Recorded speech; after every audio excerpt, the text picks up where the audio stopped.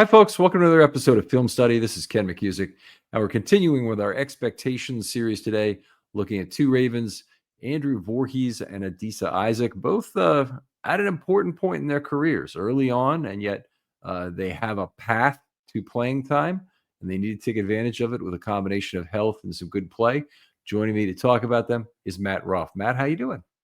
Ken, excited to talk about these guys. I think they can prove this year that either they're a part of the solution and a part of the future, or just players that are passing through for a few years. So looking forward to some real development from both these players this year and a strong season. Yeah, I think that covers it. Let's start with Andrew Vorhees on the offensive line here. He's actually entering his year 2 season. He seems like he's been with the Ravens now for a long time because he had that redshirt year in 2023 where he was NFI for the entire season. Great move by the Ravens, preserved some draft value. He turned 26 in January, so by the time this year is over, hopefully the Ravens make a playoff run, and Andrew Vorhees will be a 27-year-old, which seems out of whack. But he did play 6 years at USC, as well as now 3 seasons with the Ravens, so he's not a young man anymore. Thoughts about that? Yeah, so I think he's 26 years old, truly not 26 years young at this point. Played at USC for starting back in 2017, which feels like it was a couple decades ago at this point. Marlon Humphrey was a rookie that year. Yes. And so when you think about it, you say, okay, so he was in college for 6 years. When that happens, sometimes it's COVID that was messing up people's or allowing people to have more service time in college, but a lot of times that's injury related. He had knee cartilage surgery in 2018. He had an ankle injury in 2019, and as you mentioned, toward the ACL at the combine, which gave him an NFL redshirt year. But someone who has been around football for a long time, at a real program in USC, maybe not top tier anymore like it used to be, and has been in the Ravens organization for a couple of years now. He really needs to take the next step in his career, or he really risks just kind of being one of those extra guys that bumbles around the league for a real short period of time and is out of it. So, I think that his health is going to be the major story, because it's really hard to get better when you're not playing. We saw with Daniel Falele last year, he started off rocky, right? He started off rough, but he was getting coached to the gills, right? You said some of the coaches really loved him and really helped improve his play. Voorhees is only going to get better if he plays, has film, learns from his mistakes, and keeps going forward. Yeah, I completely agree, by the way. He's a guy who I don't know that I would project a ton of improvement, but since there hasn't been a lot of play in recent years, in 23 and 24 specifically, there probably is still some NFL technical improvement yet to come for Andrew Voorhees. He's only so much you can learn in the position group room when you're not actually out there learning that muscle memory and really going rep by rep and getting good coaching. He's a guy who brings all the strength you could want to an NFL field with the bench reps in those terms, but his body type doesn't really turn that into functional strength all that well. He's a very tall, lean athlete, and that is not atypical for a guard. It's more typical for a tackle to be in that position, and it's meant that he doesn't have maybe the anchor you'd expect, or the other part of the problem that he has is he's not a particularly long guy at 32 inches and just a little bit more. So his strength would tell you he could probably be a right guard who could pivot that defensive tackle through the hole, open the front gate, as I like to say. But his length says otherwise. And Marshall Yanda may do with less length on the right side and was perfectly fine. But hey, we can't project Marshall Yanda's other tenacity and other components of his ability on everybody. Andrew Voorhees is going to have to find his way. And the opportunity is at left guard right now, I believe. I don't believe it's at right guard. I think the combination of Falele being pretty good at the end of last year and him being the incumbent with no other position apparent for him, meaning physically, I don't think there's another position on the offensive line that really makes sense for Falele. It's funny, but center might be the next most reasonable position for him. after right guard, but he doesn't move well enough to be a left guard. Yeah, no, totally agree. When you're looking up arm length for Andrew Voorhees, you'll see some estimates at 32 and a half, some at 32 and an eighth. So you're really starting to get into that, you know, danger zone, if not already in the danger zone, even at the guard level. To your point, you know, he's tall but short armed. He's not very sand in the pants built, right? So he's got that upper end torque. But you know, for those guards, you typically want them to have that. You know, you want them to be strong up top, but you want some of that weight and that power to be coming from the lower half of the body. I think that, like you said, I don't know if he has massive jumps worth of technical improvement to be had, seeing as he was in college for 6 years. He had the redshirt season under Joe D. He had last year under Warhop. But I'm hoping that just from a reps perspective, that, you know, if you can get into, you know, weeks 10, 12, 13, kind of like Fa'alele did, that you're going to be getting enough difference in opponent, different schemes, different sizes, and enough film on yourself where you can really start taking your technique to the next level. And if he can't do that, then I think that, you know, his career is probably going to be a short one. Yeah, I would agree. If you look at the 2024 season, he started the first 3 games at left guard, so he won the job coming out of camp and the preseason. There were a lot of questions about that, by the way. People were constantly bringing up Ben Cleveland's name with respect to both Voorhees and Fa'alele. But he did not end up starting. The problem was Andrew Voorhees got hurt in that week 3 game at Dallas. And then when he returned, which it didn't happen until week 6 or 7, I don't remember which, but anyway, I think it might have been the Denver game in week 7.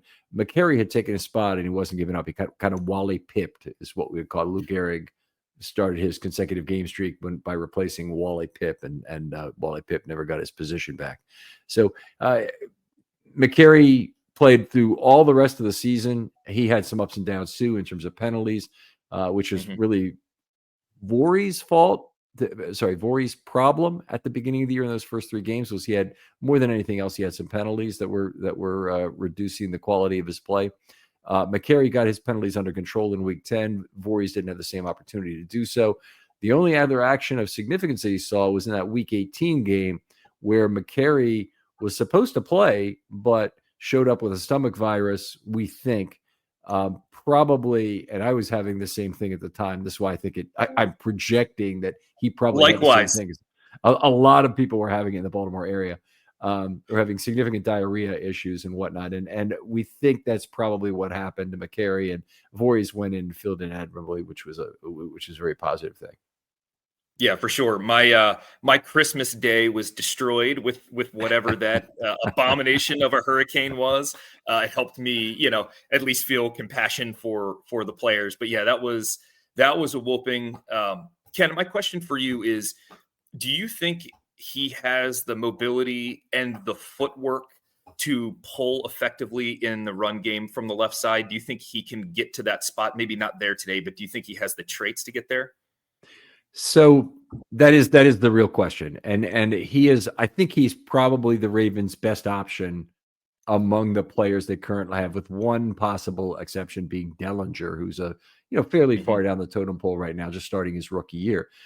Voorhees, it's a real obstacle. Sorry, not Voorhees, Fa'alele. It's a real obstacle to his quality of play, is that his footwork is so bad, and he does a lot of things very well. Daniel Fa'alele is one hell of a pass blocker, but the 2 things he really lacks are any kind of foot speed, which a lot of zone schemes, it makes him far less effective. Pulling, it really almost means you can't use him in that capacity. And in terms of getting to level 2, he also lacks decisiveness, which we'll talk about that in the Fa'alele episode. I would say Voorhees is more like an unknown in that area, which is a lot better than what Fa'alele is. Cleveland had some issues with lumbering as well.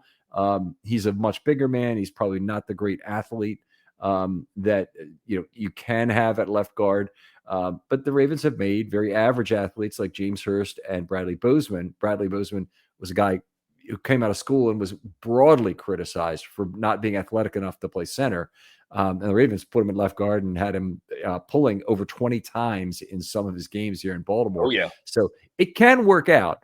And I think for Voorhees, it's a matter of teaching him the skills. I don't think he's so far below par as an athlete that he can't do it. He's oddly shaped for a guard, but I think he could probably handle that part of the job. Yeah, I definitely get worried with I mean, my assumption is he's at least first in line to be the left guard. I do get a little bit worried where Stanley's your typical left tackle build, right? He's not heavy, in any way, shape, or form. He's got the quickness and mobility that you need there. At the center position, Linderbaum is very quick, but also short armed and also just not that heavy. And so with Vorhees, you almost have a left side of the line that seems to be underweight. I don't know if that's a thing necessarily, but it seems like, if you're going to get mobility out of the left side of the line, that's fair, right? And if you're going to be smaller on that left side, that would work. But I do think you become a little bit susceptible to certain teams and the way they can line up different players against you, where you're lacking, you could be lacking 60 or 75 pounds of beef on that left side across. Yeah, it's not a unreasonable concern at all. Stanley has always been a guy who kind of gave ground in order to maintain his mirror. That certainly could be a problem. And I really believe in having mix of body types to handle pass blocking responsibilities and run blocking responsibilities for that matter. But the pass blocking responsibilities are the really important ones.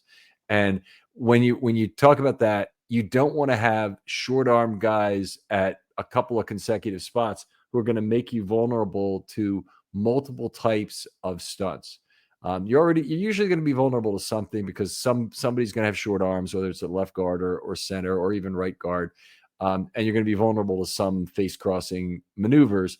But the more length you sacrifice there on the inside, the more likely it is you're going to face multiple elements of trickery that can cause problems. And that left A gap will be a target, given who these guys are for stunt games.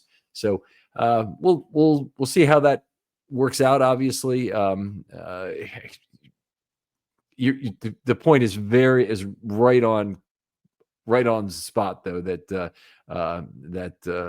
these guys are represent a challenge for the offensive coordinator to figure out how to use them together. And if you wanted to come up with the best possible reason for Cleveland to take the role away from Voorhees, it would be mixed body types. If you want to come up with a reason why he shouldn't have it, it's they need his versatility as a trump card to play when they need it at some other position. Do you think Cleveland has a shot at winning something like the left guard position in camp this year? Or do you think he's more of a center, right guard, left guard backup, almost like McCary, right, in terms of versatility, even right tackle if you need it in a pinch? Not that you'd love it there, but do you think the versatility maybe holds him out of the starting lineup like it did potentially for McCary? Or do you think he could actually show up to camp, the team is impressed, and he hops over Vorhees and his 2 years of service after this year, as opposed to Cleveland 0?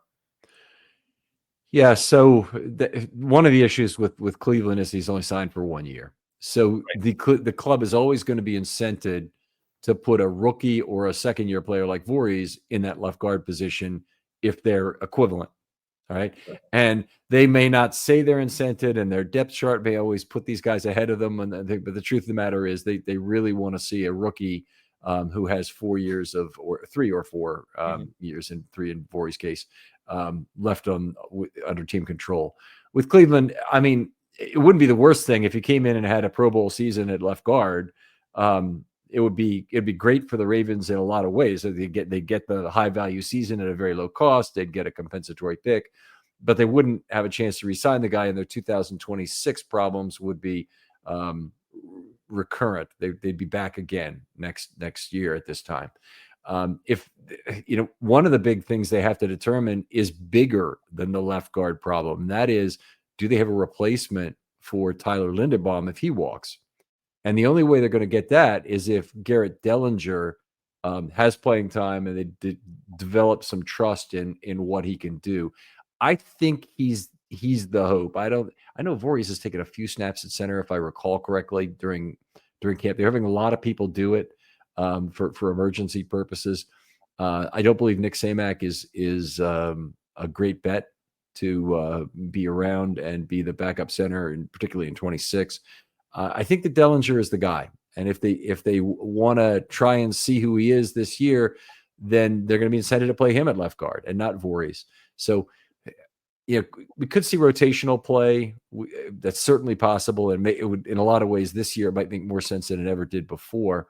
And in particular, I think the anxiety level is going to ratchet up as we get closer to the season with Linderbaum unsigned, because that'll mean that there's some gap that they can't solve. They want to re-sign him, but it may be that Linderbaum and his people think he's worth $19 million a year and resetting the market, and the Ravens think he's worth 15.5 or 16 million and being proportional to where Creed Humphrey is paid. So tough. It's a tough situation. Definitely. I still struggle with paying the center. I mean, unless it's Creed Humphrey or Nick Mangold, 16, 17 million. I mean, that's a really hard pill to swallow. I feel like Linderbaum just struggles against the Dexter Lawrence types. And maybe not even the people with as big of a name and reputation as Dexter Lawrence, but maybe just the similar size, which is well covered on your podcast for sure. Okay. So we haven't really talked about Emory Jones too much either. Now, Emory Jones, I don't know where he ends up for the Ravens. Presumably he could end up at tackle, but I think that they could also play him at guard. The issue with Jones is that he is probably not going to even start camp, would be my guess. He had some sort of a labrum issue. May have had a minor surgery on it. I don't remember exactly what the issue was, or maybe doing some rehab for it. But either way, he's not going to do any football work until at least camp. Now, when I hear that, and that's a safety net, I usually think he's going to miss a substantial portion of camp. And Harbaugh even said, we're not going to rush it, that kind of thing. Last year, remember, Tyler Linderbaum was basically out for most of camp when they weren't going to rush it. And he did come back and start the regular season. Everything was fine. It didn't, I don't think he took a step back in play because of the injury in terms of what happened. You could make the case for that, but I don't think that's really the case. With Emory Jones, that means critical development time. He's getting his first time working with Warhop, and if he were getting the attention Carson Vincent was getting, I think it would have a real developmentally positive impact on him. Yeah, I'm hoping that he's a key piece of the puzzle. Anytime you see injuries, I mean, like we're about to talk about Adisa Isaac. He had the hamstring injuries in camp last year and in the preseason, and it really feels like that puts a damper on the entire season. I think that the coaches ultimately don't get the trust in a player that they don't know, right? This is the first time they're getting a look at the player, and when the player doesn't play, they just cannot develop. Every day in camp, you're practicing for a couple hours. When you miss that, it's really hard to get in there. So I'm hoping Emory Jones can heal quickly, doesn't lose too much strength in the healing process, right? Because you're not lifting weights, you're not getting stronger, right? So I hope he doesn't come out there, because if you come out there and your strength is overall weak, it's really hard to plug in at guard as a rookie. You know what I mean? There's being a weak rookie guard. It just sounds like a recipe to get dominated by some of the tough defensive lines that we play or here. benched. Yes, yeah, quickly, and or put on the injury list for the rest of the year, right? Where they're just like, "Yep, you're not ready." Almost kind of like Carson Vincent. Yeah, so they may make use of that at some point as roster spots become in greater need. Let's go with Vorhees and take us through what is a good season from your perspective. Yeah, and I'll jump into the good season real quick, Ken. But I think that if Emory Jones can't get healthy and strong enough, and if they're not seeing it from Vorhees, I think they could pick up a veteran guard. So it could definitely happen. hope that the young guys can certainly, take it going forward. But, again, a veteran guard might be in play if Emory Jones can't take that next step and if Vorhees doesn't show it. But here's my good season for Vorhees. So, Ken, I'm going to go through my bullet points for Vorhees. So a good season is he stays healthy. He starts roughly 14 or 15 games at left guard or another position on the offensive line if needed. I think it would most likely be left guard.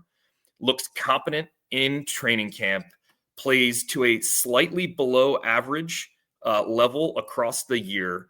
He doesn't get destroyed by penalties. He's able to utilize his mobility and some of his past experience of playing offensive line in the run game to at least look competent there.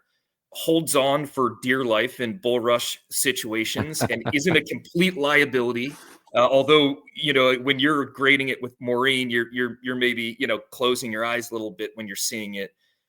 Receives help from Linderbaum and forms a decent tandem with him, and maybe they're combining on blocks more frequently because he needs the most help, and ultimately doesn't let his lack of weight and arm length form a bad combination with Linderbaum where he gets benched during the season, because Linderbaum's not going to get benched, right? He would have of the combo. So hopefully that combination can be strong enough where he can maintain a starting job for the season. That's very well done. That's pithy and extremely a reasonable set of goals across the board. Mine is similar. I'll do the same thing. Healthy preseason helps him secure the starting left guard role. I think without it, he's at risk again.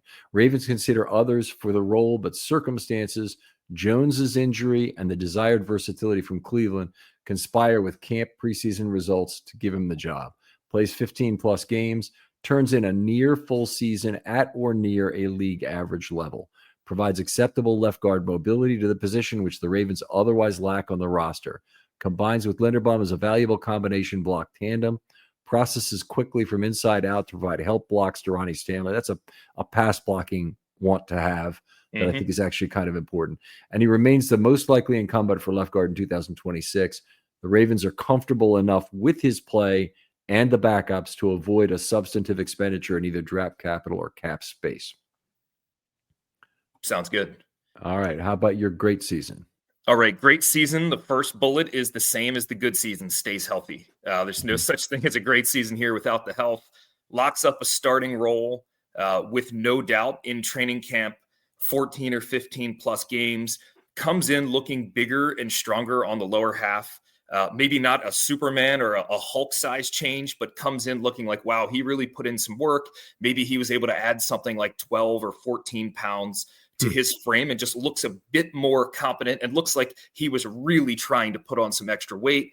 Gets more movement in the run game and, pulls in a way that the Ravens ask left guards to pull effectively.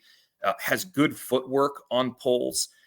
Bull rushes are no longer too much of an issue unless it's an elite player with the additional strength. And overall, the Ravens are confident and satisfied with the position for the next 2 years for a very affordable value, which Vorhees provides. All right. That's outstanding. My great season is never in doubt about the starting left guard role to healthy for at least 16 games. Plays above the league average.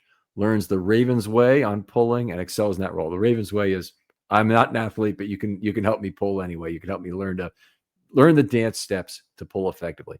Blocking in space is better than expected when climbing.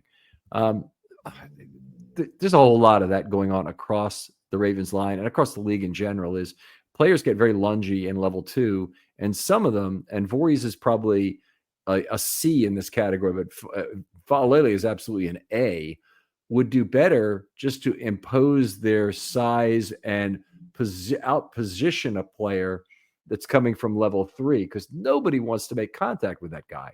And Vorhees could do some of that as well. Usually you're better off than lunging to just position yourself such that people know not to make contact with you. Handles blitz and stun handoffs by recognition and depth management, at least at a league average level. I think that's the biggest thing about his pass blocking. You mentioned the anchor. That is absolutely critical in terms of one-on-one. But I think the Ravens are potential in a position where they could get beat a lot in that A gap if he can't handle blitz and stun handoffs appropriately. limits penalties by understanding when he needs to let go despite tremendous advantages gained from grip strength. So that's one place where his strength should be apparent, but can't use it if it's going to cause holding penalties. Ravens enter the offseason projecting him as a starter for 26 and 27 and excited about the possibility of additional growth. Yeah, that's fantastic. And okay, so he has big hands. He's got good grip strength. Is he working on the positioning of? If you're looking for a better way to unwind, focus, or even get a good night's sleep, listen up. Let me tell you about Mood, the online cannabis company that's changing the game when it comes to functional gummies. They've crafted a whole line of federally legal THC blends designed to help with everything from stress to sleep to mental clarity and even some spicier needs if you're into that.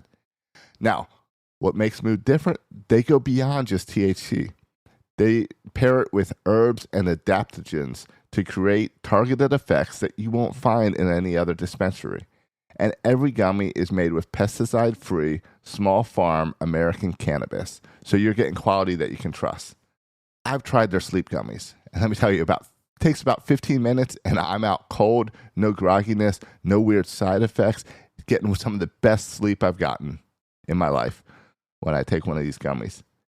And if you need a mood boost, there are Epic Euphoria gummies, game changers.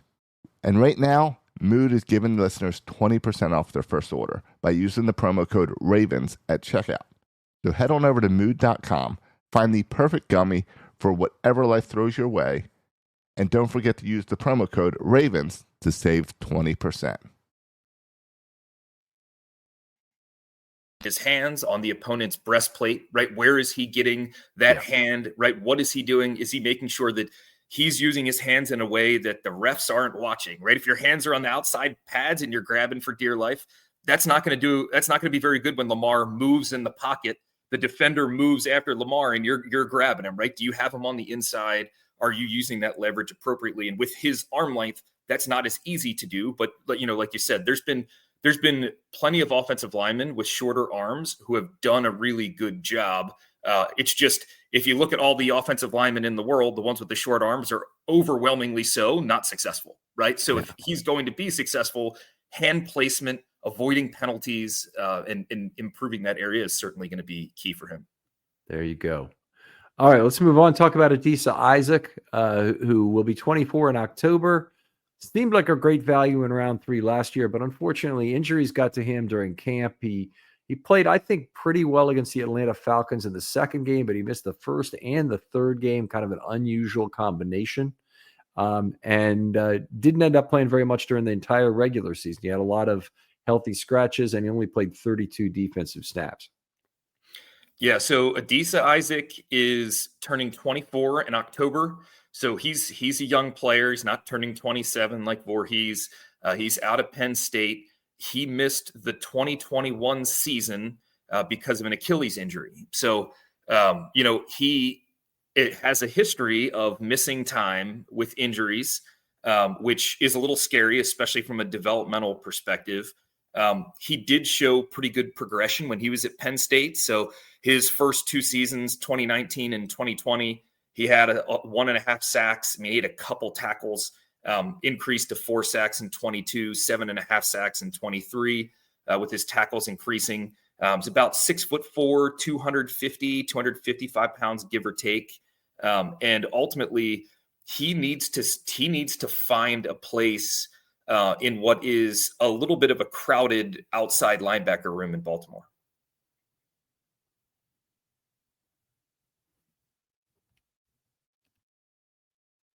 Ken, I think you're muted.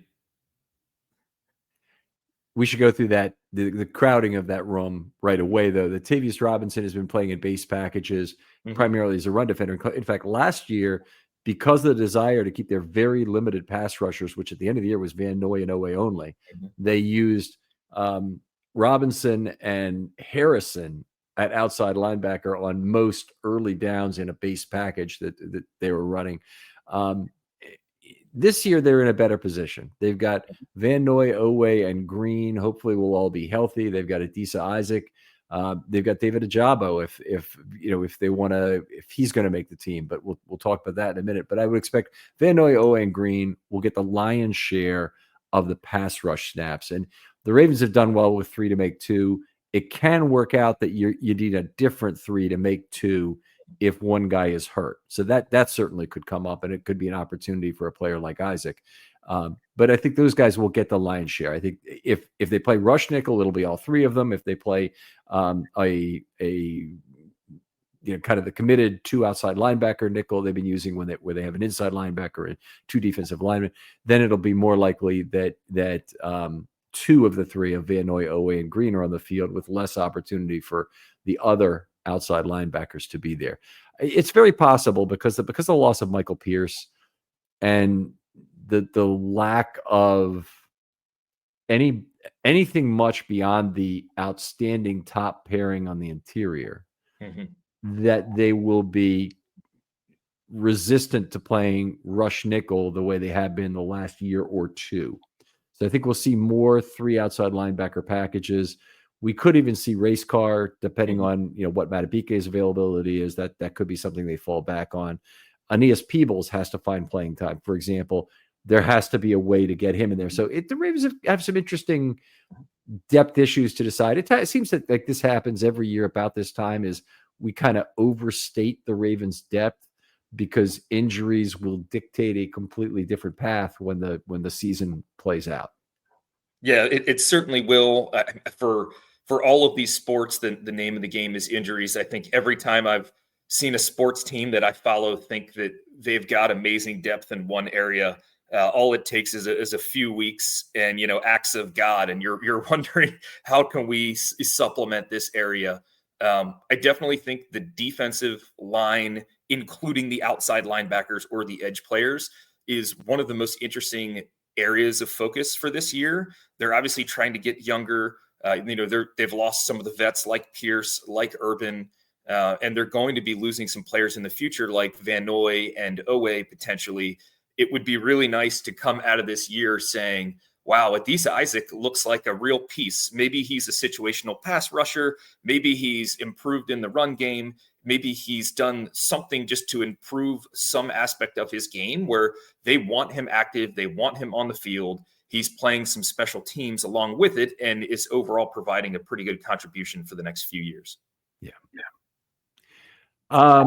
So let's talk about the biggest question in this outside linebacker group, because I don't think there's room for 6. I think really they'll carry 5, and even with 5, they may have 1 inactive from the group on some games. So nobody's guaranteed roster time here or activations anyway. But if the depth holds up on the team, if nobody's hurt to start the regular season, which is always a possibility, then it seems like Ajabo is playing against Isaac for the last spot on this roster, the last spot of the outside linebacker group. Let's put it that way. And I think Isaac has a very big advantage. 2 very big advantages. One is tenure, because Ajabo's entering year 4, and the Ravens own none of his future after this year. So that's a major situation. But also the fact that Isaac plays special teams and Ajabo really doesn't. Ajabo plays on I think the kick. I believe the field goal kick team, maybe the field goal block team. It's one or the other, but he doesn't play much in terms of special teams. So he's a guy who basically is sitting out during special teams drills, where Isaac is a very athletic linebacker, and the Ravens have lost some of the size on their special teams unit that the linebackers typically give you. So that's an area where he would do very well to take as many responsibilities as he possibly can, try and become really good at covering kicks. And I think then he becomes a prohibitive favorite to win that last position over Ajabo.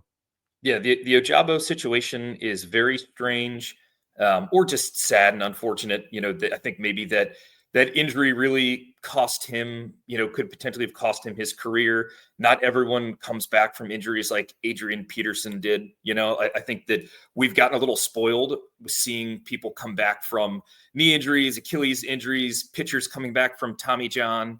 But just because it is possible doesn't mean that every player is going to do that. And I worry that Ajabo has lost the juice that really made him special.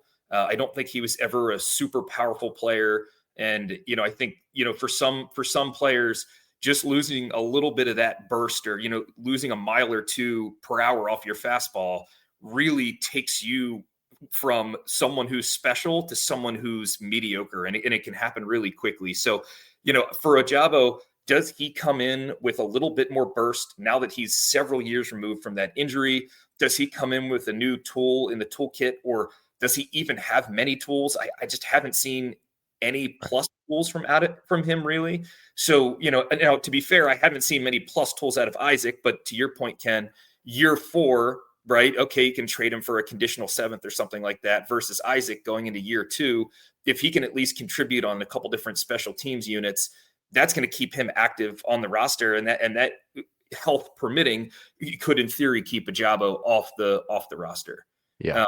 Do you put any stock in Malik Ham, Ken? I know that I like him as a Sam linebacker. I think he's probably a good chance to make the Ravens practice squad, and he could be an elevation on some game days if that came up. But Malik Ham for several years now has been frustrated, obviously, with injuries, and I think he's probably a year 3 player now, even though he hasn't. And I'd have to look at the roster. I think he is. I think he is. True. But anyway, the Ravens have lost a lot of their opportunity with him, which is very unfortunate because he showed up very well in the preseason as a guy who could drop the cover, and the Ravens do very much need that. They've left Oweh on the rush side. He started there with Bowser when the Ravens had high quality outside linebacker who could drop on to play Sam. But he stayed there with Van Noy, who's now 35 years old and is still the incumbent Sam linebacker. He has tons of experience doing it, but he lacks some of the athleticism, obviously, that he once had at the position. And if you're talking about who else could do it, I mean, there are 2 guys. It's Isaac and Oweh. And for whatever reason, Oweh, who's is the best athlete in the entire group that they have, has not been a guy who was put into that role. And maybe it's interesting. Maybe with Mike Green, they'll have an opportunity to do more of that. I mean, they might want Mike Green more on that rush side and, fanning out the defense, doing whatever they'd like to create additional opportunity for him. And it may be a year where Oweh gets some snaps as a Sam. But to me, that's been a little disappointing, honestly, that Oweh's never been able to take on that role. Yeah, I agree. I think that this preseason is really going to be the actual games are going to be very important for Isaac, for Ajabo, for those 2 specifically, but even for Malik Ham, et cetera. But I think the reason why it's going to be important is because Mike Green is going to get some snaps, right? He's never played in the NFL before. The coaches are going to want him out there learning the communications and everything. So he's going to be out there. His raw talent is off the charts high. So when he's out there, and then you're going to see, you're going to see Ajabo come in after him, or you're going to see Adisa Isaac come in after him. What are you seeing, right? Are you seeing guys going into their 2nd year like Isaac or their 4th year like Ajabo? And if they just can't even hold a candle to, not that they're ever going to have his athletic profile, but if they don't have any pass rush moves, right? If they're just getting stuck in the mud by 3rd and 4th string offensive linemen, I think it's going to be pretty damning for either of those 2. Whereas if one of them is jumping off the screen a little bit, maybe not that, oh, hey, this guy's going to be the best player, but hey, I'm playing against the 2nd or 3rd string and I'm truly more elite than that group, meaning I could definitely hang on the bottom of the roster in that 4th and 5th spot. I just think that that's going to be really important. And, the Ravens don't always have someone of Mike Green's stature who's going to be playing in the preseason, right? This is probably going to be this. If all things hold and we're lucky, this is probably the last set of preseason games that Mike Green plays in, right? He goes off and, you know what I mean? We don't see him in the preseason again. He's in bubble wrap from here on out, but he's going to get time because he's got to learn, so it's really going to be a benchmark for some of these other players like Isaac and Ajabo to say, hey, okay, you might not have the athletic profile, but what moves have you been working on with Chuck Smith in the offseason, right? What's your plan? What are you doing? They should look more competent than Green in some areas because Green hasn't been at a place where he's gotten elite coaching at all, right? So Isaac and Ajabo have been getting Chuck Smith coaching. which is far better than the Marshall or the UVA coaching that Mike Green's got. So they need to be able to differentiate themselves in some sort of technical way that lets the Ravens know, hey, we can carry this person on the roster. We're going to rotate them in. Yeah, that's very good points there. Extremely well said. It's he's Matt Ruff, and the dog. That's the dog roughing, though. But anyway, health very important. It's really important in a much broader set of positions. I don't always have this many interesting things happening, or the Ravens don't in the preseason, or this many things I want to go to camp and watch. But I tell you, I really want to see what Kane and Braid can do on the back end. That's a big one for camp. It's a big one for preseason. And if the Ravens have a player who can take some time on the back end, Kane and Braid, what they do will be a big deal. I want to see Jason Jones and see if he can play nose tackle and if John Jenkins is even needed, because if they don't need John Jenkins, they should be cutting him and getting 4 years of Jason Jones and not risking losing that. So there are still some good things in camp. We could have had true battle royale between him and Hutmaker if the Ravens had signed him for that nose tackle role. That would have been like Kelly Gregg and Dwayne Missouri in terms of the drama potentially from a in camp fight. And then we're going to see other things. We're going to see some veteran safety come in, and Eddie Jackson we're more optimistic about Eddie Jackson at the end of camp. He came in, I think, on his first or second day in interception.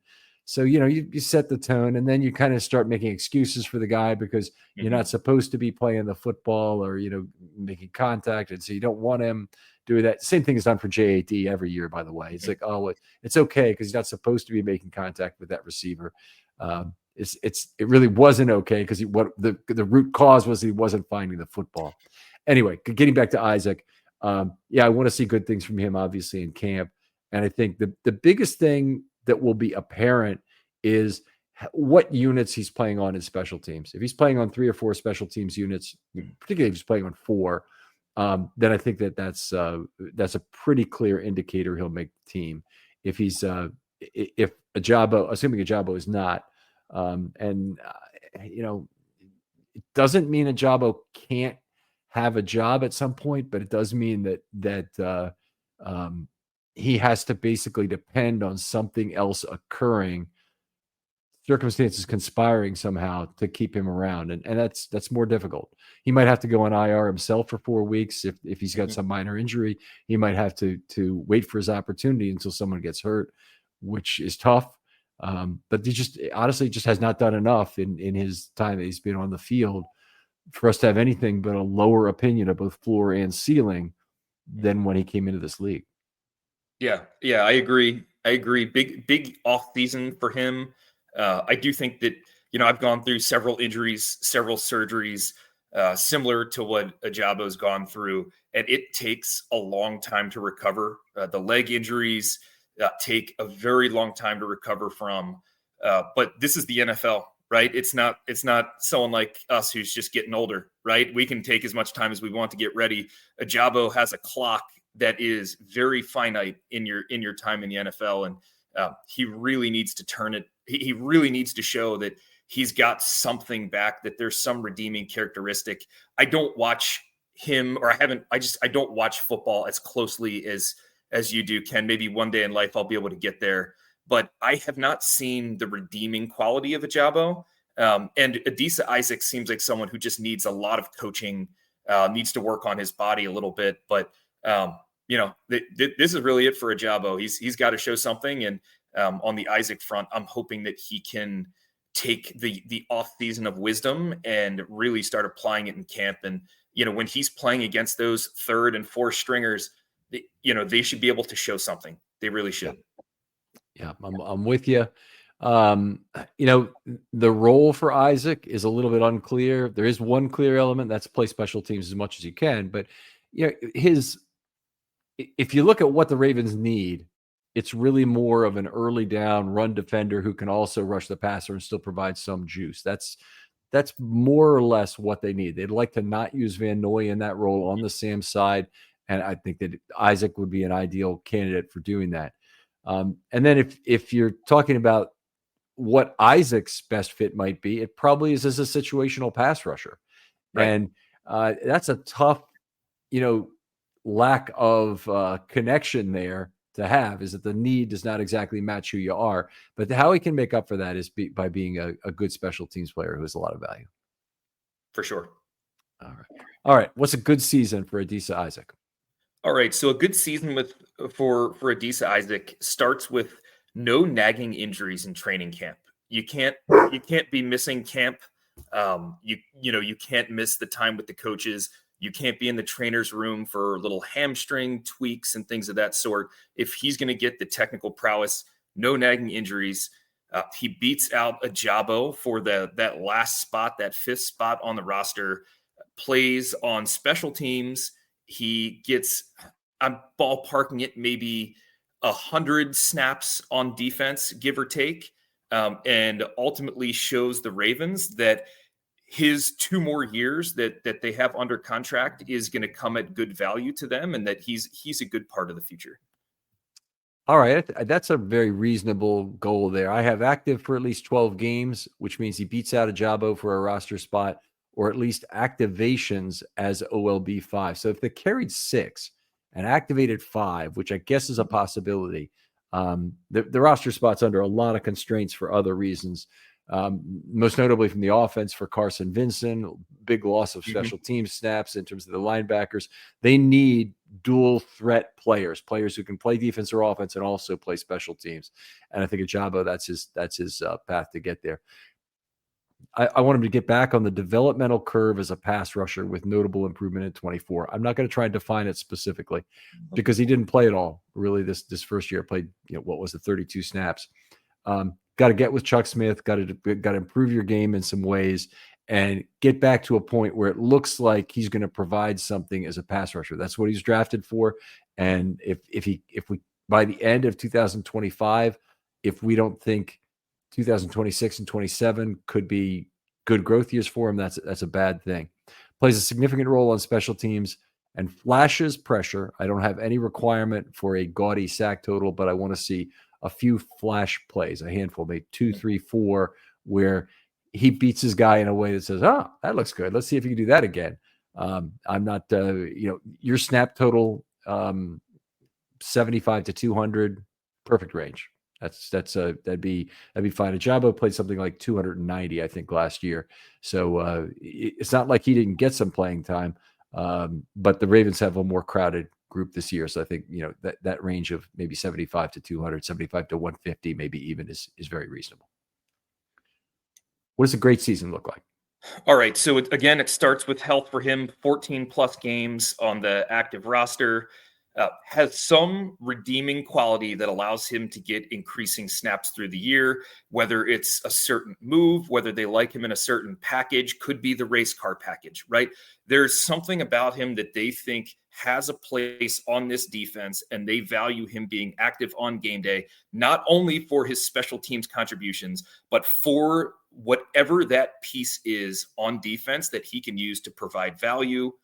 Number 2, is a real part of the team's future plans, right? We have him for 2 years after this, and you're utilizing what you've seen from this year, or EDC is, to really help project going forward for the Ravens where he would be, and ultimately maybe allows them to not sign an aging veteran pass rusher and save some cap dollars, or maybe save a draft pick in a certain area. And then number 3, makes the team feel much better should Owe and or Van Noy both depart. Okay. Yeah, that's very good.